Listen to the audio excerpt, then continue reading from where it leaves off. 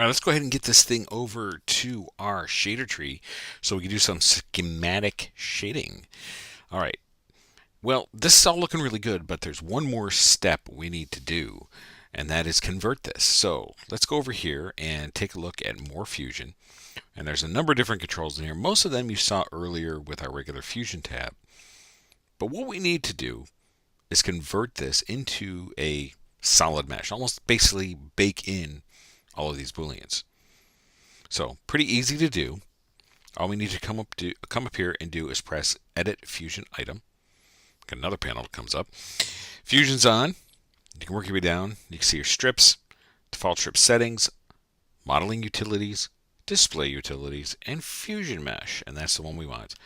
By default, this mesh mode is set to draft.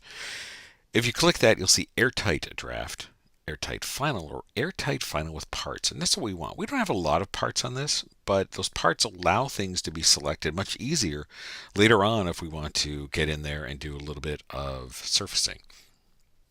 So might as well just do that. We're going to do it that way. And we can click on Mesh Fusion UVs if possible, if we have some. No problem there.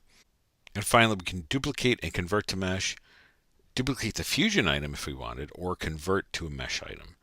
Well, we want to duplicate and convert. You always want to have a nice extra copy. And this final one, we could say final mic or baked mic or whatever we want to call it. Duplicate the original, merge the vertices, and create material groups. Fantastic. Create.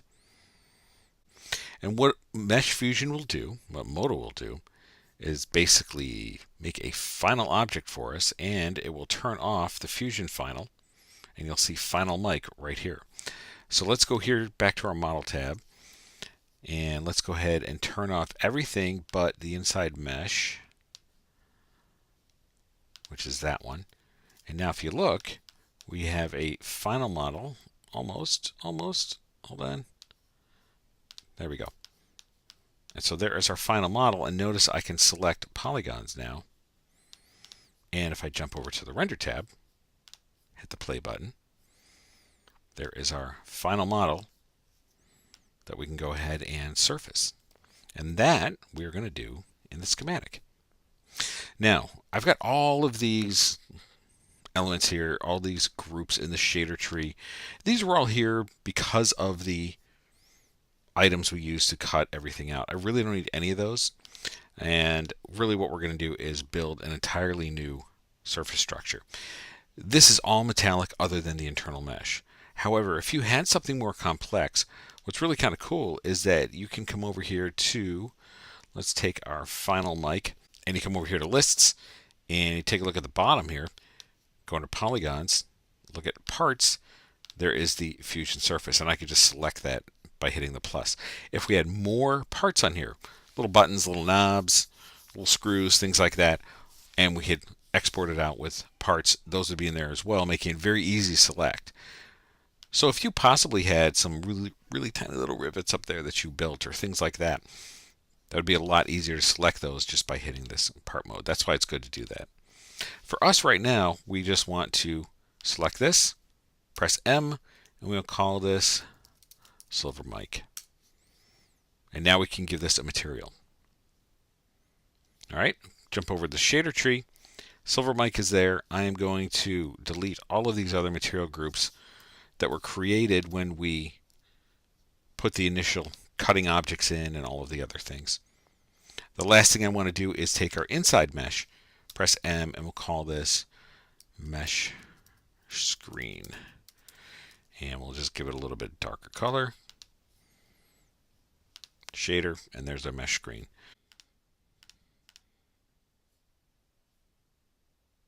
I've moved over to the Setup tab right here at the top of the screen.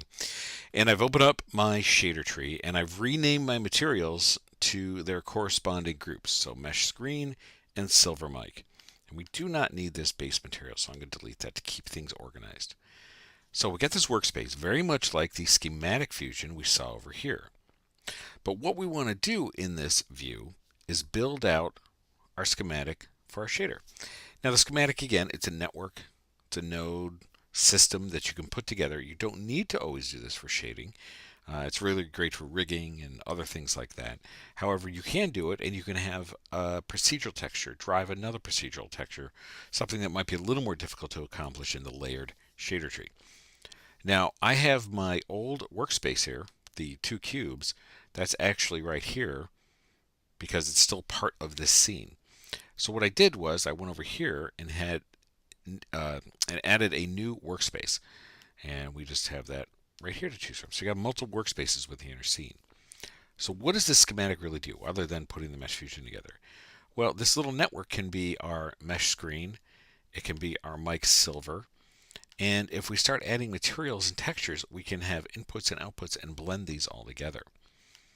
So you can use a combination of shader tree and the schematic to make things work for your scene. You don't have to use one or the other. You'll see from this add drop down, there's all kinds of different things you can add. And very simply, you can come in and just add a little bit of texture in here. So you can have shader inputs such as particle samples, shader nodes, come down here to textures, and we can use something like, oh, I don't know, cellular. So I have a cellular node. Now, this is not how I would shade this thing. We're going to go back to that in a minute. I'll come here to the advanced view, give this a second to redraw. And let's just say for our mic silver, we want the cell value, cell color, filler value, filler color. We want all of those maybe input into here somehow. Well, which one's which? Well, very simply, we can say, okay, well, here's a cellular. Let's select this and go over to the properties. So the cell color, let's just make this something bright, like a nice orange.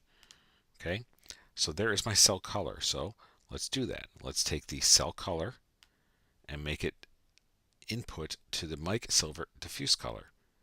And we've just now attached that. But notice there's nothing in the shader tree. Now, certain values, certain procedurals don't actually show up all the time in the default view or the advanced view. So if we jump over to render, we actually have a schematic view down there. So just click that tab. Make sure you get the right workspace. Here's the original Fusion one, but here is our new shader one. So we can click that, and then we can go ahead and add things in and see what's going on. So let's go here to our enhanced modal textures. Let's go down to noise and let's add some puffy clouds. And I could do a number of different things with something like this.